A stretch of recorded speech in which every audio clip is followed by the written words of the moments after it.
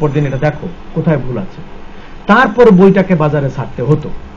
আমার তো মনে হয় না যেগুলো ওইভাবে দেখা হয়েছে। আমাদের দেশের অবস্থা তো আমরা জানি, আপনারাও জানেন, সবই জানি, কিন্তু বলা যায় না।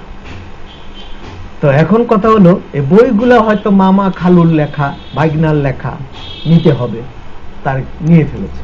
এই বইগুলো কোনো শিক্ষিত লোকের, পড়ুয়া লোকের লেখা না, তাহলে এরকম লিখতে পারতো না কোনোদিন। কোনোদিনই রাসূলুল্লাহ মসজিদে নববীতে আর অন্য কোন ধর্মের লোককে ইবাদত করে এটা করতে দিয়েছে, এর ইতিহাস ইসলামের কোন জায়গায় নাই। হ্যাঁ, ভিন্ন ধর্মের লোক আসছে রাসূলের কাছে, দেখা করতে আসছেন এবং কথা বলে গেছেন, এটা হয়েছে।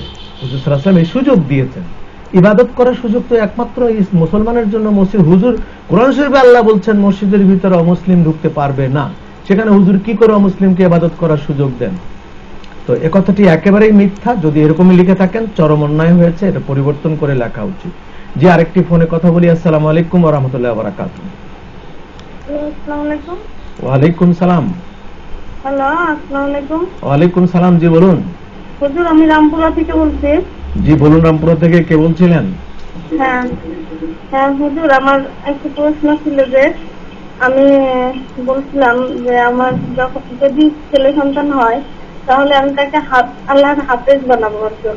এখন সেই ক্ষেত্রে যদি আমার মেয়ে হয় তাহলে আমি তাকে কি ওই আরবি লাইন ছাড়া আমি জেনারেল লাইনে পড়াইতে পারবো? ধন্যবাদ।